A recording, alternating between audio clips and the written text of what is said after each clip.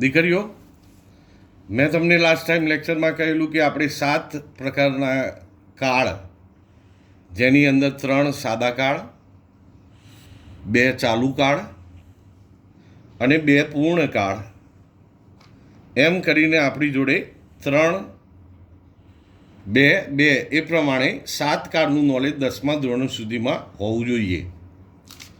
આટલી પૂર્વ ભૂમિકા બાદ, ક્રિયાપદના અને કર્તાની આટલી ભૂમિકા બાદ હવે આગળ આપણે ચેપ્ટર ચાલુ કરીશું ગ્રામરના.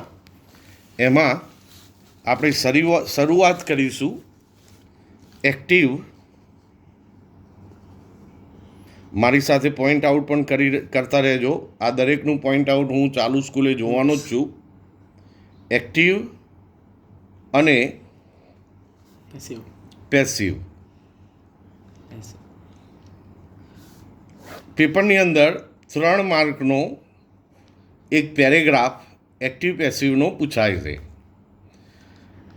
અત્યાર સુધી આપણે ક્રિયાપદ વિશે ઘણી બધી માહિતી મેળવી. એના બેઝ ઉપર દરેક ગ્રામરના ટોપિક જે છે ડિપેન્ડેડ છે. હવે એક્ટિવ અને પેસિવ, કર્તરી અને કર્મણી,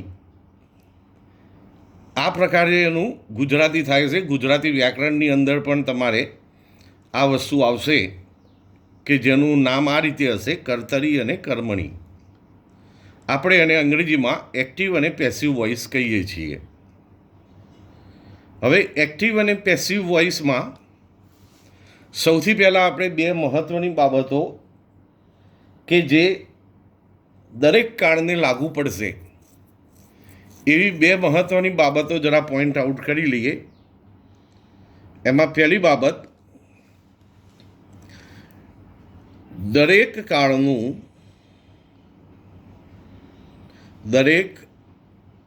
કાળનું એક્ટિવમાંથી પેસિવ ક્રિયાપદના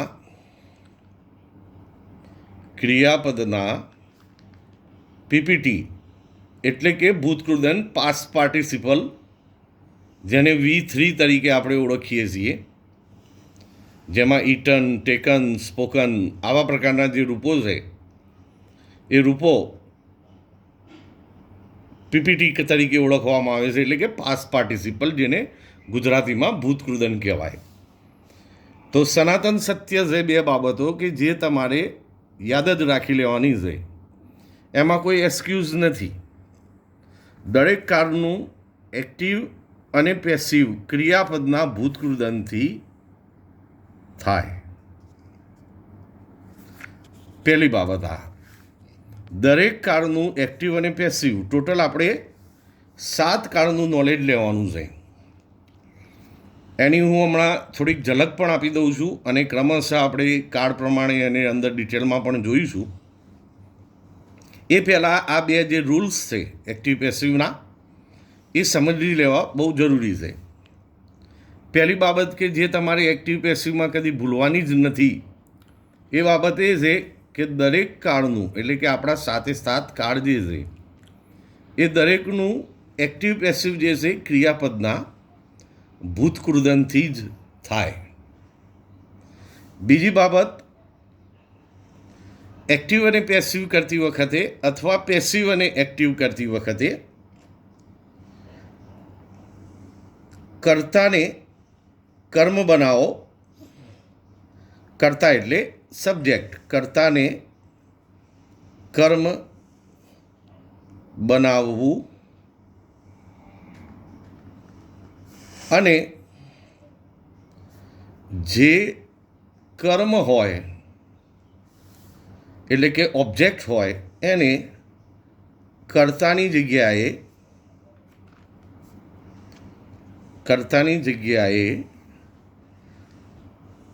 લાવવામાં આવે છે. આ 2 રૂલ્સ એક્ટિવ પેસિવના 7 કાળ જે છે આપણા, એ 7 કાળને લાગુ પડે છે. પહેલી બાબત ફરીથી, એક્ટિવ પેસિવનું ક્રિયાપદનું ભૂતકૃદનથી જ થાય. 7 કાળનું કર્તાને કર્મ બનાવવું પડે અને કર્મને કર્તાની જગ્યાએ મૂકવો પડે. આગળ પણ મેં કીધું હતું કે આપણા અંગ્રેજી વાક્યનું બંધારણ છે એસ, વી અને ઓ, એટલે કે સબ્જેક્ટ, વર્બ અને ઓબ્જેક્ટ. વર્બને ખૂબ ધ્યાનમાં રાખીને આપણે એક્ટિવ પેસિવને આગળ લઈએ છીએ. હવે કર્તાને કર્મ બનાવો. દાખલા તરીકે કોઈ વાક્ય એવું આપ્યું છે કે જેમાં આઈ કર્તા તરીકે વપરાયો છે, તો એનું કર્મ બનશે બાય લાગશે અને મી. એ જ રીતે વી સબ્જેક્ટ હોય તો બાય અસ. જ્યારે આપણે કર્મની જગ્યાએ લઈ જઈએ, આ કર્તા છે એનું આ કર્મ થાય. આઈની જગ્યાએ બાય મી, બાય મીની જગ્યાએ આઈ. આ રીતે રિવર્સ ઓર્ડરમાં પણ તમારે યાદ રાખવાનું છે. વીની જગ્યાએ બાય અસ. આગળ આપણે પ્રોનાઉનમાં કરતા જોઈએ તો યુ, એની જગ્યાએ બાય યુ. એ જ રીતે હી ત્રીજો પુરુષ, એનું બાય હિમ. કર્તા તરીકે જો શી હોય અને એનું પેસિવ કરીએ આપણે તો કર્મની જગ્યાએ એનું થશે બાય હર. કર્તા જો ધ્યેય તરીકે હોય, ધ્યેય કરતા હોય અને એને જ્યારે કર્મ આપણે લઈ જઈએ તો બાય ધેમ. આ રીતે કર્તા કર્મની અંદર કન્વર્ટ થાય છે એક્ટિવમાંથી પેસિવ કરતી વખતે. આ જે છે પ્રોનાઉન છે. પ્રોનાઉન સિવાય કોઈ વ્યક્તિનું નામ, દાખલા તરીકે સાહિલ, કર્તા તરીકે સાહિલ આપેલો છે આપણને, તો એમાં કશું કરવાનું નથી. બાય લગાવીને જે તે નામ હોય, જે પણ નામ હોય, સાહિલ હોય, મનોજ હોય, રાજન હોય, બાય તરીકે લગાવીને એને સીધું લખી દેવાનું છે કે સોહિલ, તો બાય સોહિલ. દાખલા તરીકે કોઈ છોકરીનું નામ આપ્યું છે મોના, તો એમાં પણ તમારે બાય લગાવીને યાના. આ સબ્જેક્ટોમાં કોઈ ફેરફાર થાય નહીં, ખાલી એની જગ્યાએ એક્ટિવ પેસિવ કરતી વખતે બાય પ્રત્યે લાગે. એ જ રીતે પ્રોફેશનલ નામ છે, જેમ કે મેનેજર. મેનેજર તો બાય મેનેજર.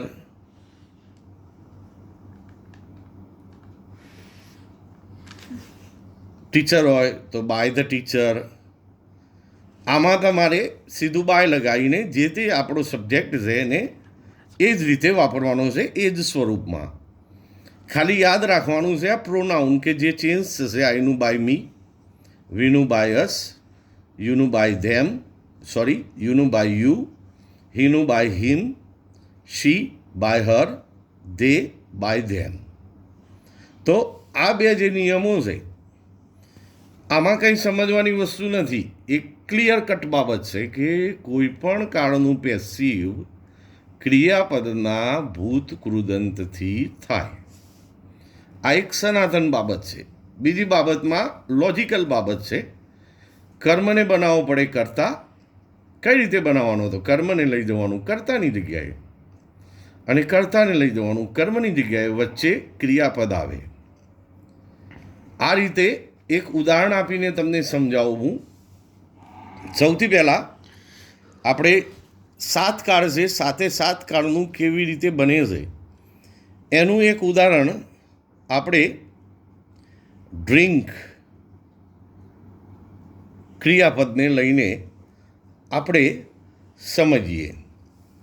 દાખલા તરીકે કોઈ વાક્ય આપ્યું છે, એમાં લખ્યું છે ડ્રિંક, એટલે કે મૂળ રૂપ લખેલું છે, અથવા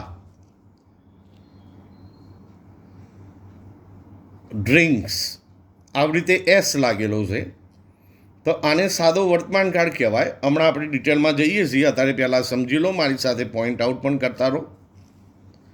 ડ્રિંક અથવા ડ્રિંક્સ એટલે કે આ સાદો વર્તમાન કાળ કહેવાય અને એનું પેસિવ જે છે એમ, ઇઝ, આર વડે થાય. દાખલા તરીકે ઇઝ ડ્રંક. Is drunk. વર્તમાન કાળ છે, કરતા એક પુરુષ હોય તો ઇઝ ડ્રંક. દરેક કાળનું પેસિવ એક્ટિવમાંથી પેસિવ ક્રિયાપદના ભૂતકૃદંતથી થાય, એટલા માટે ઇઝ ડ્રંક. ઇઝ છે એટલે વર્તમાન કાળનું સૂચન કરે છે. વર્તમાન કાળ હોય તો આપણે એમિઝારમાંથી જે સબ્જેક્ટ હોય એ પ્રમાણે ઇઝ ડ્રંક, આર બહુવચન હોય તો આર ડ્રંક, બરાબર. તો એ રીતે એનો યુઝ કરવાનો છે. દાખલા તરીકે આગળ કોઈ વાક્યમાં આપણને ડ્રેન્ક રૂપ આપેલું છે, તો આ ભૂતકાળનું રૂપ છે, એટલે કે સાદો ભૂતકાળ કહેવાય આને. ક્રિયાપદ ઉપરથી જ ખબર પડે કયો કાળ છે. ક્રિયાપદ ઉપરથી જ ખબર પડે એક્ટિવ છે કે પેસિવ. ક્રિયાપદ સ્ટ્રોંગ વસ્તુ છે. એનું કારણ એક જ કે કર્મમાં અને કર્તામાં કોઈ બીજા ફેરફારો કાળના થતા નથી. કાળની જે અસર થાય છે, જે ઇફેક્ટ થાય, એ ફક્ત ને ફક્ત ક્રિયાપદ ઉપર જ થાય. એટલે ક્રિયાપદ એક કોન્સન્ટ્રેશનની બાબત છે. હવે દાખલા તરીકે ડ્રેન્ક આપ્યું છે, તો આ ભૂતકાળ છે, એટલે એનું પેસિવ થશે વોઝ ડ્રંક. વોઝ ડ્રંક આ પેસિવ ફોર્મ છે, આ એનું એક્ટિવ ફોર્મ છે. એ જ રીતે દાખલા તરીકે આપણને આપ્યું છે આ રીતે વિલ ડ્રિંક. તો સામાન્યતઃ દીકરીઓ ખબર પડી ગઈ ભવિષ્યકાળ છે, તો ભવિષ્યકાળનું પેસિવ જે છે એ બી વડે થાય. આવું એક ક્રિયાપદ છે બી. બી વડે એકદમ ઇઝી છે. કઈ રીતે? તો વિલ હોય તો વિલ બી ડ્રંક. તમને જુઓ, ઓબ્ઝર્વ કરો, સાદો વર્તમાન કાળ હોય તો એ ડ્રંક, સાદો ભૂતકાળ હોય તો એ પેસિવમાં ડ્રંક, ભવિષ્યકાળ હોય તો એ પેસિવમાં ડ્રંક, બરાબર. ધેટ મીન્સ દરેક કાળનું એક્ટિવમાંથી પેસિવ ક્રિયાપદના ભૂતકૃદંતથી થાય. આ 3 કાળ થયા, સાદા કાળ થયા. ચાલુ કાળ છે, એનું ચાલુ કાળ છે. દાખલા તરીકે આપણને આ ક્રિયાપદો છે, આ ક્રિયાપદની જગ્યાએ આપણને આવું આપ્યું છે ક્રિયાપદ એમ ડ્રિંકિંગ. જેમ કે આઈ એમ ડ્રિંકિંગ કોફી. હું હમણાં ડિટેલમાં તમને ઉદાહરણો પણ આપીશ. પહેલાં એક ઉપર છેલ્લી બાબત જે યાદ રાખવા જેવી છે એ સમજી લઈએ. અથવા was drinking, was drinking, એમિઝાર drinking, બરાબર. તો આ બંને ચાલુ કાળ કહેવાય. એમિઝાર છે એટલે ચાલુ વર્તમાન કાળ કહેવાય. વોઝવેર છે એટલે ચાલુ ભૂતકાળ કહેવાય. બંનેમાં વર્તમાન કૃદંતનું રૂપ આવે. ચાલુ કાળનું પેસિવ જે છે એ બીઈંગ વડે થાય. બીઈંગ વડે થાય. દાખલા તરીકે કરતાં આપણી પાસે મનોજ આવ્યો, તો પહેલાં વર્તમાન કાળને ફેરવવું હોય તો ઇઝ બીઈંગ ડ્રંક. આ એક્ટિવ ફોર્મ થયું અને આ એનું પેસિવ ફોર્મ થયું. એ જ રીતે વોઝ બીઈંગ ડ્રંક. આ બાબત પણ બીઈંગ આવશે. વોઝવેર છે તો વોઝવેર વાપરવાનું છે. આપણે કાળ નથી બદલવાનો, આપણે વાક્યને એક્ટિવમાંથી પેસિવ કરવાનું છે. એમાં ટેન્સને ચેન્જ કરવાનો નથી. એ જ રીતે બે પૂર્ણકાળ, જેમાં ઉદાહરણ તરીકે આપણે અત્યારે હાલ ડ્રિંક લઈ રહ્યા છીએ. એક આપણને એ રીતે આપ્યું છે કે હેવ ડ્રંક અને હેડ ડ્રંક. આ રીતેનું ક્રિયાપદ આપણને કરતા પછી આપેલું છે. તો હેવ, હેઝ અને હેડ હોય તો પૂર્ણકાળ કહેવાય, અને પૂર્ણકાળનું પેસિવ બને બીન વડે. મારી સાથે આ બધું પોઈન્ટ આઉટ કરતા રહેજો. બીન વડે એનું પેસિવ થાય. જેમ કે હેવ ડ્રંક, આનું પેસિવ કરવું છે. બીજી બાબત દીકરીઓ, આ પૂર્ણકાળ છે, પૂર્ણકાળમાં ભૂતકૃદન આપેલું જ હોય, અને એ જ ભૂતકૃદન આપણે પેસિવમાં વાપરવાનું હોય છે. એટલે ભૂતકૃદન ના આવડતું હોય તો બી ખબર પડી જાય કે ભાઈ આ પૂર્ણકાળ છે, તો આ ભૂતકૃદન જ હોય, એટલે ભૂતકૃદન એ જ વાપરવાનું તમારે થાય. હેવ ડ્રંક, એને પેસિવ ફોર્મમાં લખવું હોય તો દાખલા તરીકે કરતા એક વચન છે તો હેઝ બીન લગાવો, has been drunk, has been drunk. એ જ રીતે હેડ ડ્રંક આપેલું છે આપણને, તો આપણે હેડનો જ ઉપયોગ કરીને હેડ બીન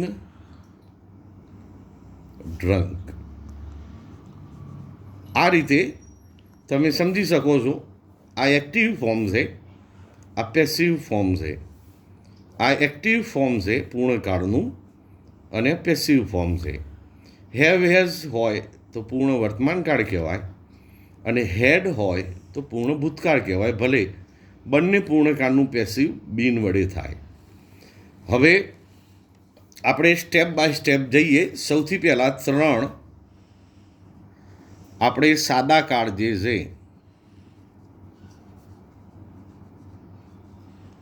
એનું અભ્યાસ કરીશું. એમાં સૌથી પહેલો સાદો વર્તમાન કાળ,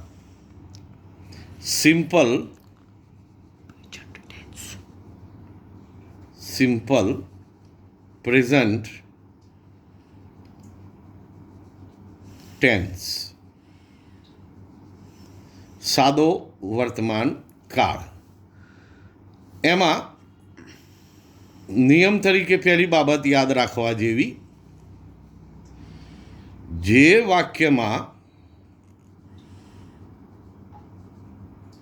વાક્યમાં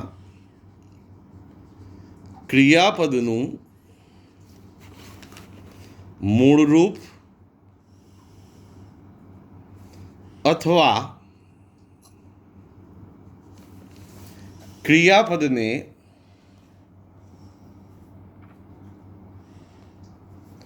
એસ અથવા ઈએસ લાગેલો હોય, એસ કે ઈએસ લાગેલ હોય તો સાબિત થઈ જાય છે કે આ વાક્ય સિમ્પલ પ્રેઝન્ટ ટેન્સનું છે, એટલે કે સાદા વર્તમાનકાળનું છે, અને એનું પેસિવ એમ, ઇઝ અને આર વડે થાય. દાખલા તરીકે મોના સિંગ્સ ધીસ ભજન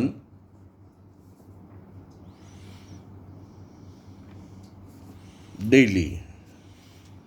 આ રીતે વાક્ય આપ્યું છે. અહીંયા આપણે જોઈ શકીએ છીએ કે ક્રિયાપદને એસ લાગેલો છે. સબ્જેક્ટ તરીકે મોના છે. ક્રિયાપદ પછી હોય એને કર્મ કહેવાય, ક્રિયાપદની આગળ હોય એને કર્તા કહેવાય. ધીસ ભજન એ કર્મ કહેવાય. હવે નિયમ અનુસાર કર્મ કર્તા બને, એટલે આપણે પહેલાં કરીશું ધીસ ભજન આગળ લાવી દઈશું, એટલે કર્તા બની જશે.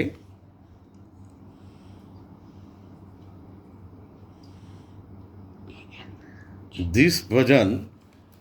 હવે ભજન એક વચન છે, અહીંયા વર્તમાન કાળ આપણને આપેલો છે, એટલે ઇઝ. સિંગનું ભૂતકૃદન થાય સંગ. The bhajan is sung by Mona daily. આ જુઓ, આને એક્ટિવ ફોર્મ કહેવાય. આ આપણું પેસિવ ફોર્મ થઈ ગયું. હવે ધારો કે સિંગની જગ્યાએ આપણને એનું ભૂતકાળનું રૂપ સેંગ આપેલું છે, તો આ સંજોગોમાં પણ કર્તા કર્મ કર્મ કરતા તો બનશે જ. ફક્ત ફેર એટલો પડશે કે આ વર્તમાન કાળ છે એટલે એમિઝાર આપણે ભજન સાથે વાપર્યું. આપણને ખબર પડી જાય રૂપ ઉપરથી કે આ સેંગ ભૂતકાળ છે, એટલે ખાલી વોઝનો જ ફેર પડે, વોઝ સંગ. હજી પણ હું તમને કહી દઉં છું, કોઈ પણ કાળનું પેસિવ જે છે ક્રિયાપદના ભૂતકૃદનથી જ થાય.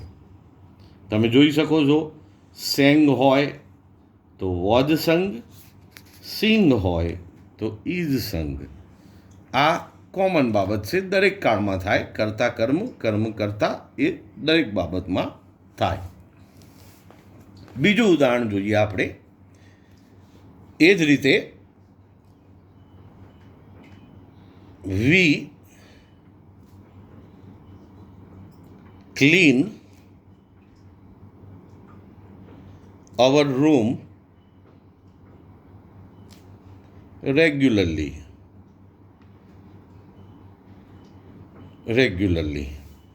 તો અહીંયા ક્લીન ક્રિયાપદ છે, કરતા છે વી, આપણનો સબ્જેક્ટ છે આપણો, અને કર્મ છે અવર રૂમ, આ આપણું ઓબ્જેક્ટ છે. આ ત્રણ વસ્તુની જ રમત છે. આ કર્તા, ક્રિયાપદ અને કર્મની રમત એટલે એક્ટિવ પેસિવ. રેગ્યુલરલી આવા બધા વધારાના શબ્દોમાં આપણે કશું ફેર પડતો નથી, અને એવી રીતે લખી જ દેવાનો હોય છે જવાબમાં, ફોર્માલિટી માટે. હવે આ વાક્યનું પેસિવ કરીએ આપણે તો પહેલાં સૌ પ્રથમ કર્મને કર્તા બનાવી દઈશું. અવર રૂમ, ચલો કર્તા બની ગયો. અવર રૂમ કેટલા વચન છે? એક વચન. ક્લીન કયા કાળમાં છે? વર્તમાન કાળમાં. મૂળ રૂપમાં છે એટલે વર્તમાન કાળમાં, એટલે ઇઝ. અને ક્લીનનું ભૂતકાળ ક્લીન્ડ ઈડી લગાડવાથી થાય છે, એનું ભૂતકૃદન ઈડી લગાડવાથી જ થાય, એટલે આપણે લખીશું ક્લીન્ડ, ઇઝ ક્લીન્ડ. આ પેસિવ ફોર્મ બની ગયું. આ એક્ટિવ ફોર્મ છે. વી એટલે કે બાય અસ. વધારાના શબ્દો છે રેગ્યુલરલી.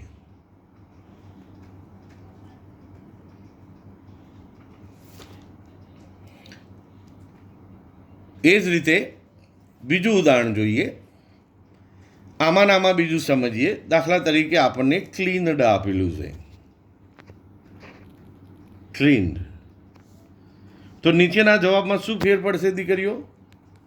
આ ઇઝ છે એની જગ્યાએ ખાલી આવશે વોઝ, બાકી બધું સેમ. કરતા કર્મ બને, કર્મ કરતા બને. વર્તમાન કાળ હોય તો એમિઝાર, ભૂતકાળ હોય તો વોઝ વેર. ઓબ્વિયસલી સીધી બાબત છે કે જો ક્રિયાપદ ભૂતકાળમાં હોય તો ભૂતકાળ તરીકે વાપરીશું, વર્તમાન કાળમાં હોય તો એમિઝાર તરીકે વાપરીને એને કરીશું. પણ ભૂતકૃદંત વાપરવાનું છે આપણે દરેક કાળમાં. બીજું એક ઉદાહરણ જોઈએ. My mother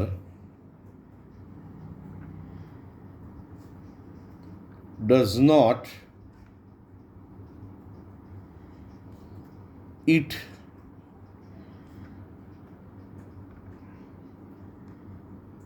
junk food.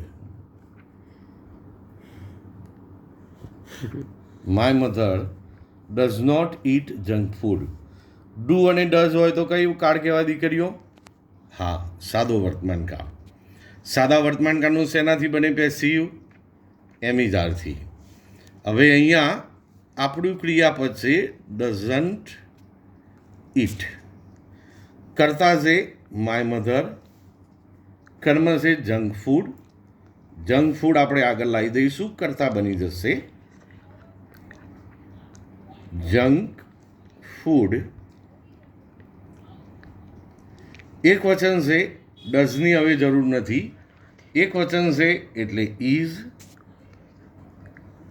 ઇટનું ભૂતકૃદન not આપણે મૂકી દઈશું, ઇઝ નોટ. નેગેટિવ છે તો નેગેટિવ જ રાખવાનું છે આપણે. ઇઝ નોટ ઇટન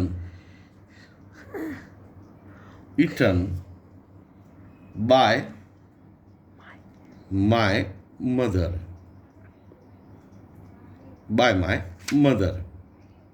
હવે ધારો કે અહીંયા ડઝ આપેલું છે, એની જગ્યાએ ડીડ આપેલું હોય તો આપણે ડીડ શેમાં વાપરીએ છીએ? નકાર કરવા અને પ્રશ્નાર્થમાં, ભૂતકાળમાં. તો નીચેના જવાબમાં એટલો જ ફેર પડે કે અહીંયા વોઝ આવે, વોઝ નોટ ઇટન. આપણે જ્યારે એમિઝાર વોઝવેર વાપરી દઈએ છીએ પછી ડુ ડઝ ડીડની જરૂર રહેતી નથી, એટલે એને આપણે પેસિવ ફોર્મમાં લખતા નથી. આ થયું એક્ટિવ ફોર્મ. આ પેસિવ ફોર્મ જોઈ લો. એમાં ઇઝ હોય તો વર્તમાન કાળ, વોઝ હોય તો ભૂતકાળ, વોઝ નોટ ઇટન. તો આ રીતે સાદા કાળમાં અને ભૂતકાળમાં કન્ફ્યુઝ થવાનું નથી. જે વાક્યમાં ક્રિયાપદનું મૂળરૂપ અથવા ક્રિયાપદને એસ કે ઈએસ લગાડેલ હોય તો આ વાક્ય સાદા વર્તમાનકાળનું કહેવાય અને એનું પેસિવ એમિઝારથી થાય.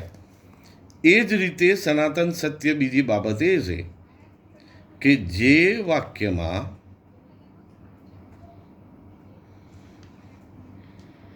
ક્રિયાપદનું ભૂતકાળનું રૂપ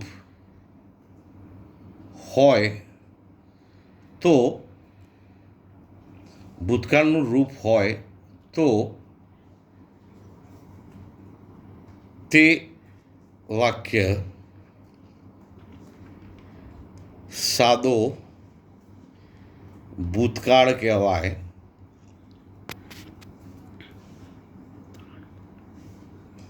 અને એનું પેસિવ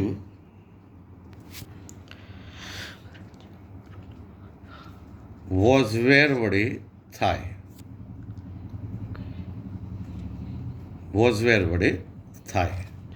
વર્તમાનકાળનું પેસિવ એમિઝારથી થાય, ભૂતકાળનું પેસિવ વોઝવેરથી થાય. કઈ રીતે ખબર પડે? તો તમને આપેલા વાક્યમાં જે ભૂતકાળ રૂપ હોય તો વોઝ, વર્તમાનકાળનું રૂપ હોય તો એમિઝાર. ક્રિયાપદ ઉપરથી જ ખબર પડે કયો કાળ છે. મેં તમને સ્પષ્ટ કર્યું, ક્રિયાપદ મૂળ રૂપમાં હોય, એસ કે ઈએસ હોય તો વર્તમાનકાળ એમિઝાર. પીપીટી તો બધામાં આવવાનું જ છે. પાસ્ટ પાર્ટિસિપલ વગર કોઈ પણ વાક્ય એક્ટિવમાંથી પેસિવ બને નહીં. એ જ રીતે આપણને ભૂતકાળનું રૂપ આપ્યું છે કે ડીડ, જેવી રીતે ડીડ નોટ ઇટ. તો ડીડ નીકળી જાય છે ને આપણે લખીશું વોઝ નોટ ઇટન. તમે જુઓ, વર્તમાનકાળમાં પણ ઇટન, ભૂતકાળમાં પણ ઇટન. ફેર પડે એમિઝાર અને વોઝવેરમાં. બીજા એક ઉદાહરણ જોઈએ થોડા, જેથી તમને વધારે થોડી સમજ પડે.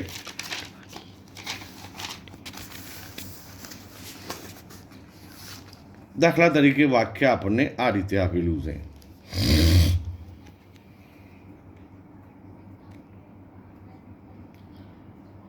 મોહનભાઈ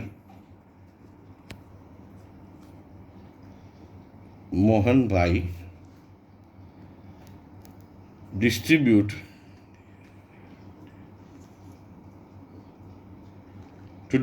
એટલે વેચવું, ક્રિયાપદ છે. મોહનભાઈ ડિસ્ટ્રીબ્યુટ ધ ફૂડ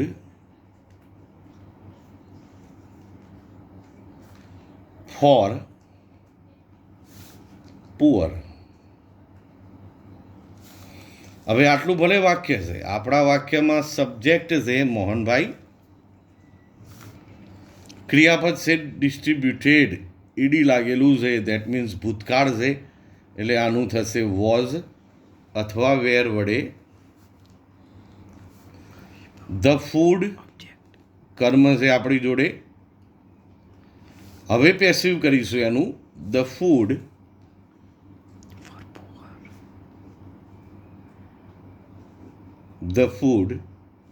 ભૂતકાળ છે. ફૂડને આપણે હાઉ મચ એટલે એક જ વચન તરીકે લઈએ છીએ, એટલે was distributed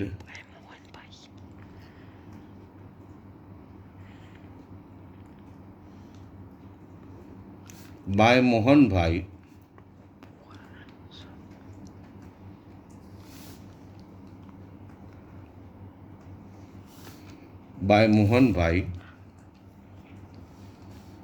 four the poor. જે વધારાનું છે આપણે લખી દઈશું, ફોર ધ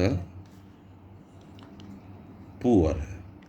એ જ રીતે ધારો કે અહીંયા ભૂતકાળના રૂપને બદલે ઈયસ આપેલું છે, તો શું ફેર પડશે?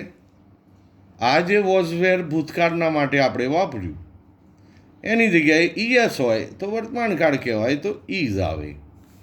ડિસ્ટ્રીબ્યુટેડનું તો એ જ રહેશે. કર્મ પણ આ રીતે બદલાશે, કર્તા પણ આ રીતે જ બદલાશે. ઓકે, નેક્સ્ટ લેક્ચરમાં આપણે આગળ વધીશું.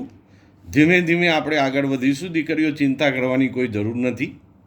ગ્રામરની અંદર હું તમારી સાથે જ છું, અને હું એક્સપેક્ટ કરું છું કે ટેક્સમાં પણ ફિરોજા મેડમ સાથે તમે રહેતા હશો. બસ, તો આ જ રીતે આપણે ચાલ્યા કરીએ ધીમે ધીમે. અને કોઈ પ્રકારનો ડાઉટ હોય તો એ મોકલવો, જેથી ચાલુ લેક્ચરમાં હું એ ડાઉટ તમને સોલ્વ કરી દઈશ. ચલો, બાય દીકરીઓ. જય Hind. Stay home, stay safe. By.